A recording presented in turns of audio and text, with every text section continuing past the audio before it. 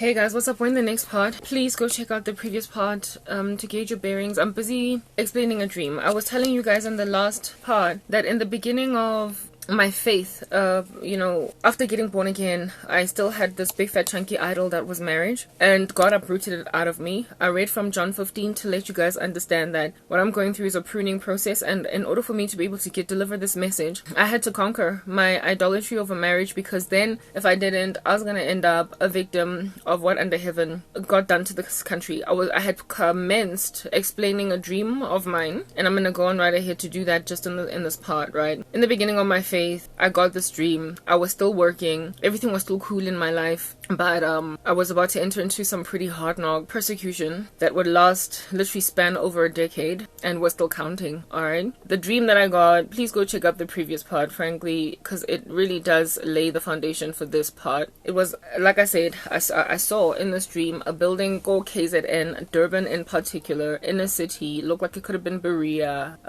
It looked like any other inner city South African CBD building, kind of badly kept and what have you. Nonetheless, it's got occupants in it. It looked like a combination of an office building, my high school, and this one building that my cousin used to live in as a kid in downtown Johannesburg, and it was opposite the ANC building, Lister building, that got bombed once upon a time. Yeah, alright, so I'm busy continuing on from there. The things that I saw in this dream, they were very dark. I did not understand what in the world I was seeing until I lost everything, admitted or acknowledged, realized that I have a spiritual gift. And if I don't start heeding what in the world God is showing me, I'm just frankly not going to understand why what's happening in my life is happening. And I'm also not going to be in a position to be able to explain to people what to look out for. Despite having found my spiritual gifting out, okay, and I tried to talk to people, nobody listened. And lo and behold, years down the line, this is the country falling apart, junk status, grey listed, gender-based violence on fire, worst country to live in as a woman, power cuts, political instability, bordering on being a failed state. Frankly, I feel like we're already a failed state. We're just in denial. Hard knock unemployment, discombobulated family structure, hatred, insensitivity, lack of joy, lack of peace, downward spiral. And frankly, I don't even think we're going to ever recover, because South Africa is just one country among many where the leaders in the nation and certain other lay Janes and Joes in the nation have lain their own countries waste. They have literally decimated their own lands. And the issue is so ubiquitous that there is no turning back. That the only way out of this is for God to come and redo things, because the damage is that far gone and across that many nations, to a point where no one can move anywhere and actually find solace. No one can move anywhere and actually find peace. No one can get out of their country and find a better thing going on, because all nations have imploded, near and all. And we can't, there's nowhere to go for people who just want some kind of a semblance of a normal life. South Africans would be lying to themselves if they said that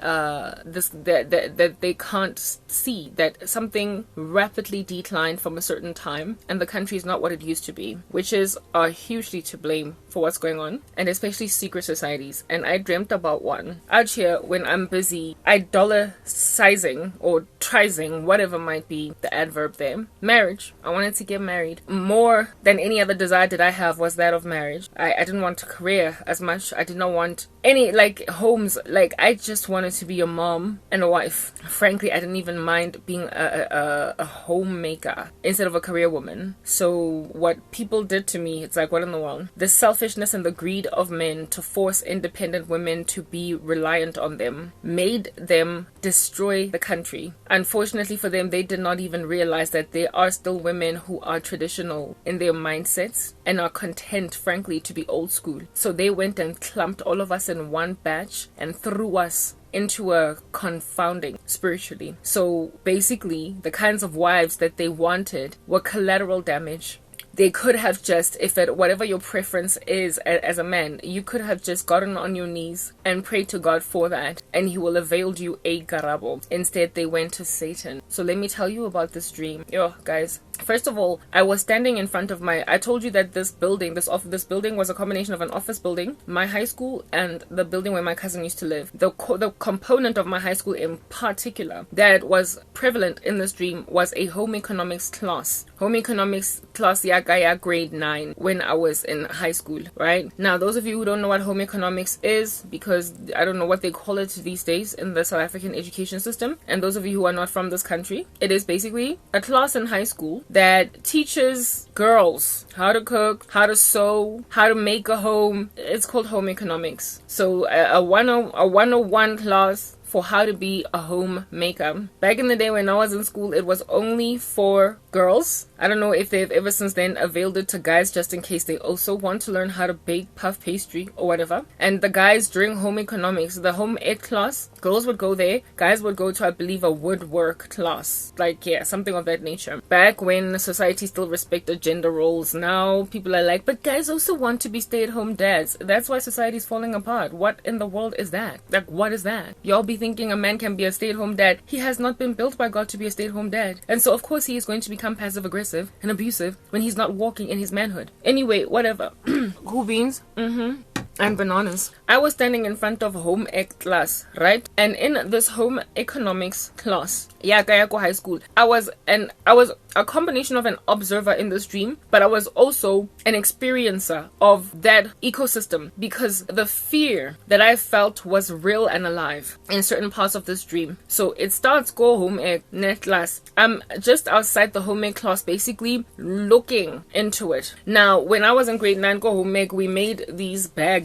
Oh, sorry. We made these like bags, right? I didn't finish mine, but whatever. Our assignment was to sew bags and whatnot. So Nerloko Pelaya sewing in particular. Go home eke. There was both a kitchen segment of the class, in the sense that cooking, baking, and whatnot. So there would be a classroom that had ovens and everything, but then there was another one that had sewing machines and whatnot, depending on what they were training us. In particular, this one was the one that we have the sewing machines, right? This home ec class was the one that had sewing machines in it, and I was standing around it in front of it. It's like I was on looking into it, even though I in and of myself was not making a bag. And there were, guys, if I tell you, remember I'm employed, right, in corporate South Africa, random strange females in the office that I knew at work, alongside my girlfriends that I knew in waking life, were busy in this home ec class making bags, like sewing bags, right? While my teacher, it was like this one white lady, she was the one that was teaching them, like, this is what you need to do, this stitch, blah blah, etc. Some of my friends were in that dream. Some of my female colleagues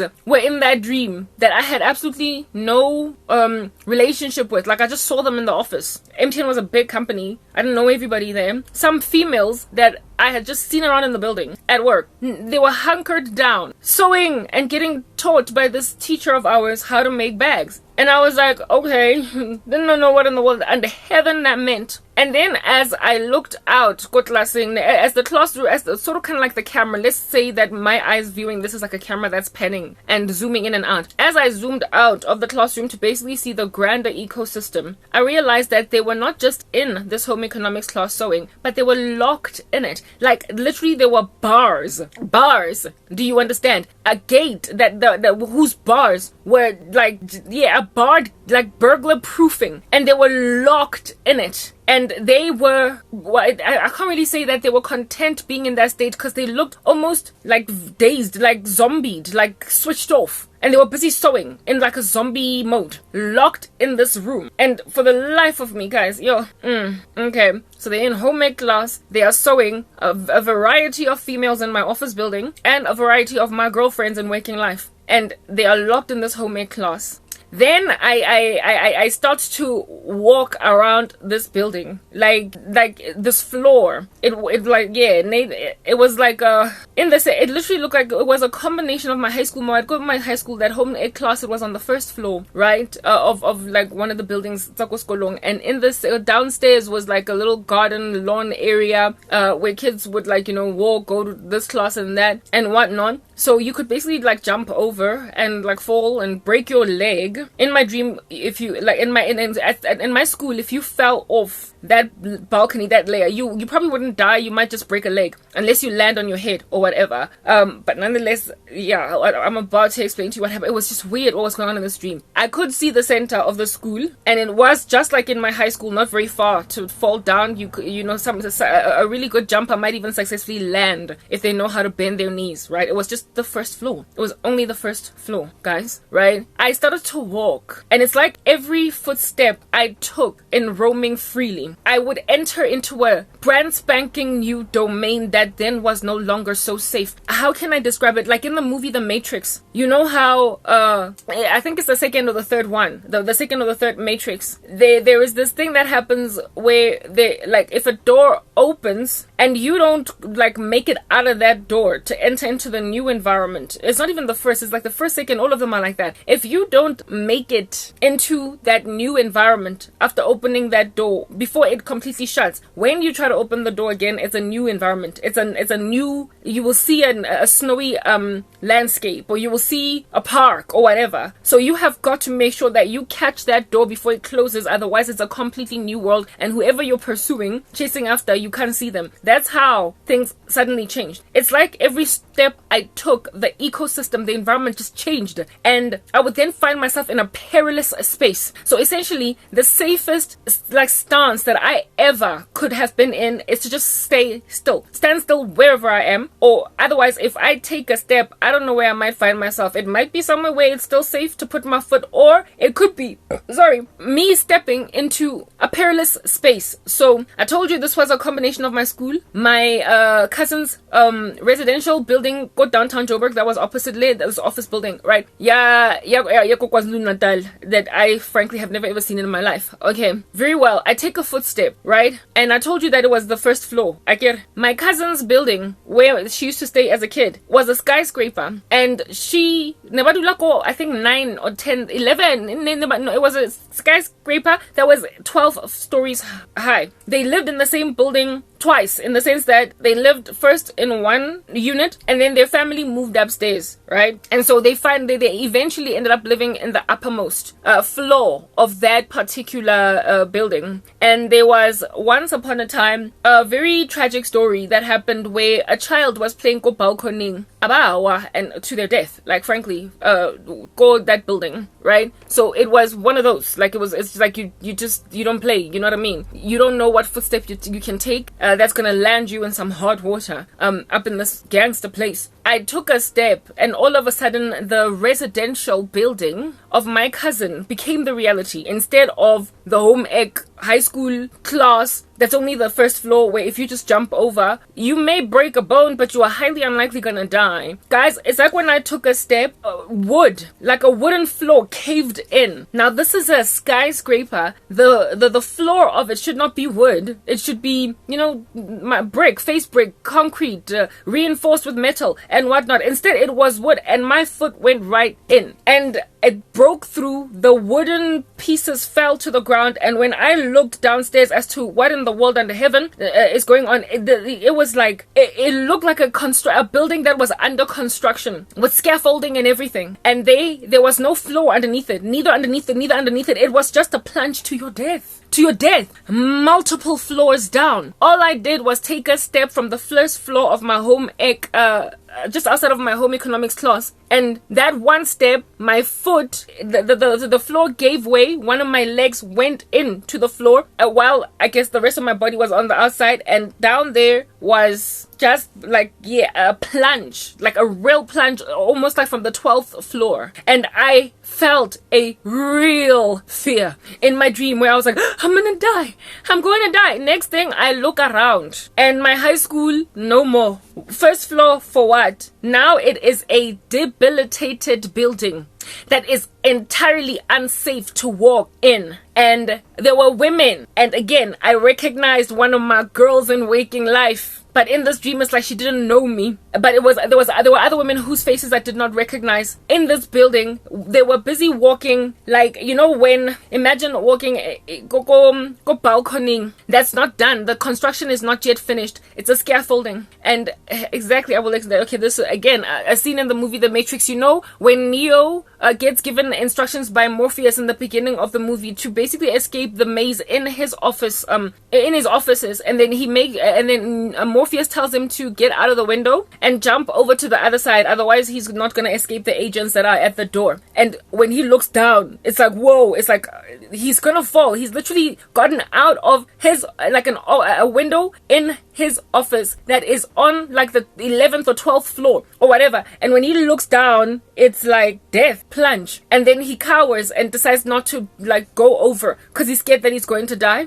So he ends up getting arrested by the agents. Yes, very well. Exactly like that. It looked like a debilitated building that was not finished. It was very entirely hazardous to be there, and like it only had a ledge, like a very short ledge. It could be no more than a size 12 shoe of a man. Just a small space where if you're gonna walk, you don't walk normally straight, but you basically have to shuffle, to move left or move right, and only one person at a time. If you even slip once, you will fall to your death. It became that. And women, like guys, women, a whole bunch of them were busy shuffling on the walls, trying to move left, trying to move right. And guys, I saw one basically misstep and just like fall. I heard the scream and everything all the way down.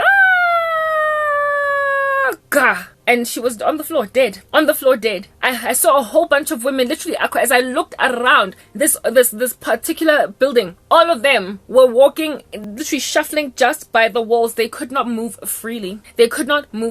And that's what was happening. So I then am like, what in the world is going on? So just like these women, I get up from where I'm at, where I nearly fell into a thing, and I hold on to whatever structures I can find. I was crawling. I refused to stand up and walk because I was so fearful. I was crawling, holding onto the walls to try and get somewhere. And then finally I arrived at basically the office building component of this, where the floor was no longer caving in, and there was this office like on the left of me that had women in it that were typing. And the typewriters that they were using, so what is this? They were typing on old school typewriters, like ASDF, yes, like the old school typewriters, Tipex, correction fluid. They were using those. Like, who is still using that in this day? We've got computers. These women were typing. Now, to let you guys know what's going on, back when I was in high school, there were subjects that only girls took, and among them was typing. There were no boys in our typing class. There were girls only. So subjects in grade 8 and 9 that chicks took: typing, home economics, and the typewriters back in the day were the old school ones that you have to like move to the side, move to the side, move to the side. Yeah, there were women typing, right? And these women that were typing, they looked like what do you call it? They not looked like. One of them I recognized. They were executives in my okay, one of them was an executive, and I understood that all of them were executives, right? There was a woman in my company that was an executive, a black woman. She was one of the typers in this room, and all the other women were typists in this room, and they looked like middle-aged to bordering on retirement age. They were older ladies. The ladies that were busy shuffling around, struggling in this building to move left or right, and the ones in the home economics class, they were all young. They were young women. I just have to put that out there. Young women of marriable age, of childbearing age. Yeah, but the ones in this room were older ladies, and in waking life, one of them I recognized from my company. She was an executive at MTN, right? The rest of them, even though I did not know them, I understood them to be executives in corporate South Africa. Executives, right? So basically successful women. And these women in this typewriting class, even though they were on typewriters, I understood them to be agents of this entire system. They were helping what I would come to learn the bosses of this whole show, who is running this whole show. They were pushing this agenda along. They were manipulating this ecosystem. They were the ones responsible for when you take a step, where do you find yourself? Do you find yourself on solid ground, or do you find yourself in dangerous terrain where you could plunge to your death? They were essentially working with the system to put women, young women, in the positions that I saw them in my dream. Home economics class, take one step, find yourself in a dangerous terrain, tread lightly or you die. And these ladies were the machinery or the brains behind the administrative effort to basically chart the destinations or the eventualities of these young women all over the show that are on dangerous terrain in a perilous ecosystem. Yeah, they were in this room, and this typewriting room that they were in was fortified in the sense that, and reinforced in the sense that when you were inside it, there was no danger. So you could take a step left or right or whatever, and you wouldn't suddenly find yourself about to plunge off a 12-story building. And the carpet, like the floor was carpeted, and the carpet was filthy. It was just filthy. It was so filthy. It was dirty. And one of the women stood up, right, and came to me and said to me, "Don't worry, you're gonna be okay. Us women must stick together. Us women must protect each other. Don't worry, you're gonna be okay. Us women must protect each other." And then she said, "These men, they are trying to prevent us or thwart us from getting where we need to get, but insofar as sisters we stand together, we'll be fine." And I was given a false sense of comfort by her when she said that. I nodded and I smiled at her, right? And I was feeling somewhat comforted until this woman suddenly got like a shadow figure, sort of kind of darkened, veiled man. That was very tall and skinny, appeared wearing a top hat, like a magician's top hat, right? From behind her. And this woman then went on right ahead to have a conversation with this man, and they were gossiping. They were whispering with each other right in front of me. Right in front of me. They were whispering, and in my dream, I got a sense in me that she's duplicitous. She's double-minded. She is putting on a particular mask, a facade of being pro-female, pro-girl agenda, pro, young women in corporate South Africa, like, bring a girl child to school day, or what do you call this thing? We want women in engineering and mathematics fields. We want women in biochemistry, and we're going to open doors for them to basically just get their own. Yeah, she had that forefront face, but she was busy chatting with like an ominous figure of a man that essentially was giving her instructions. And I understood that the ladies in this room, these older ladies in this room that were executives in corporate South Africa, they all, what they were typing, the job that they were doing in this room was basically I don't know if you guys have seen the movie, is it Salt or it's Wanted? Salt or Wanted? Wanted. Definitely. Angelina Jolie is in it, right? Is in them both. That's why I'm confused between Salt and Wanted. It's Wanted. You know the movie Wanted? The one where Angelina Jolie works with Morgan Freeman and this one young guy. Common is also in the movie, the rapper.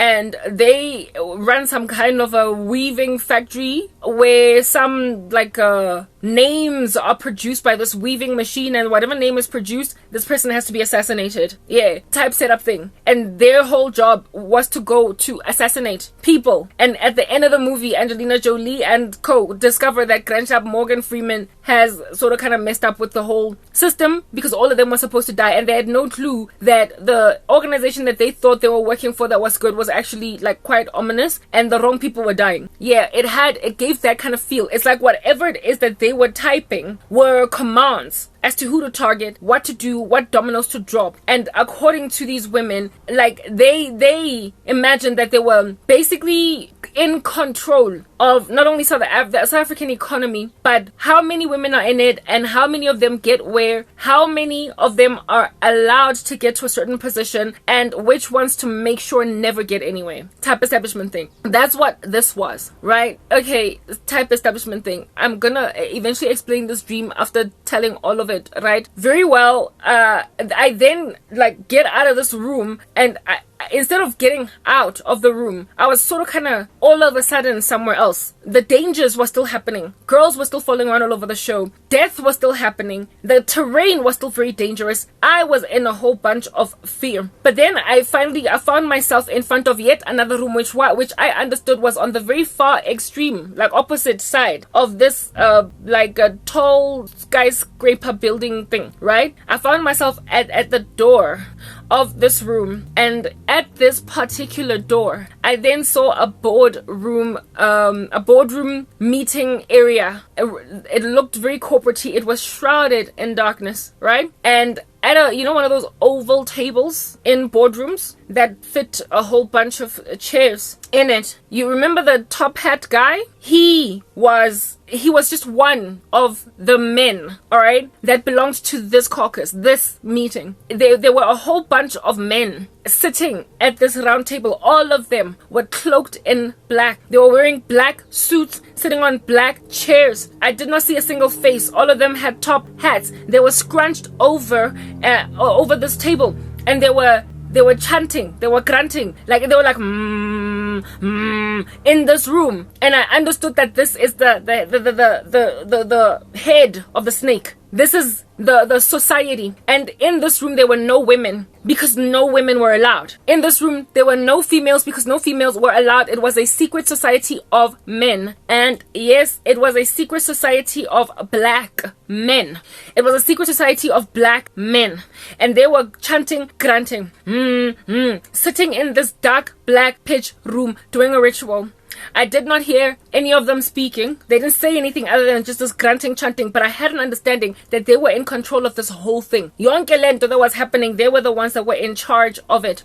They were in control of it. This place, this geographical location thing, the Holy Spirit made it clear that it is in KZN, Kot Deben in particular. Each of the men in that little caucus dispersed, do you understand, to different provinces in the country. So their meeting places, their head office is in KZN, but they are the heads that proliferate this particular society in their provinces. So it's like they are the premier. Like if we were to use the South African political structure, they would be the tantamount of the premiers of a province. The premiers of a province. The men that had a network of like a whole team, a network underneath them that effect a policy in a province. A province is the tantamount, to those of you who are struggling to understand South African geography, it would be the tantamount of a state, like in the US. So you know how, and a premier would be the tantamount of like a governor. So yeah,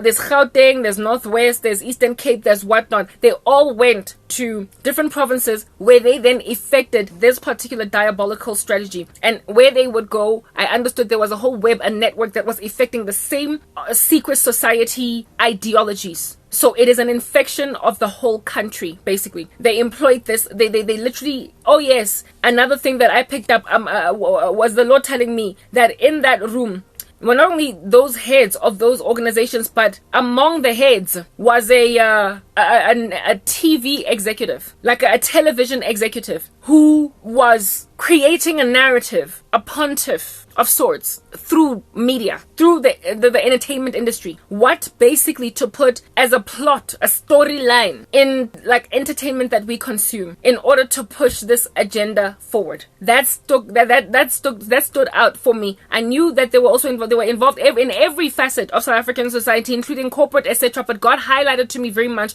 that television was also a very important part of this strategy. They had to push the narrative through the entertainment industry. This little meeting, yabona, the whole thing, in that very ecosystem where they were at, there was a great deal of immobility on the part of women, and even the women that worked for this secret society or this organization. In and of themselves, they had handlers. In and of themselves, they had a mandate. There was only so much they could do and not more. They were left on the outside. They could not be in a position of leadership or even be part of that meeting, that ominous meeting. So essentially, these women that thought they were given favor were just kind of shooting themselves in the foot. They were shooting themselves in the foot. But for them, it was like they felt as if though they were the chosen few that get to be successful in a world where all other, it was a black thing, guys. I am like, yeah, all other black women will have a hella hard time getting where they need to get. And the dream sort of kind of left it there. The dream ended. I was like, when I woke up, I was like, what? I don't understand what in the world I just saw here. I don't know what in the world did I just see. And of course I saw the Lord's face to understand what under heaven was that dream. What was I seeing? What in the world was I seeing? I will then go on right ahead to explain what I was seeing. The home economics class, this secret society of men, their desire is to domesticate as many, especially black women, as possible. To teach them how to be housewives, to teach them how to be barefoot and pregnant in the kitchen, how to sew, and lock them in this. And remember, I told you, some of the women in that home ec class were thriving career women in my sphere of influence. I knew some of them.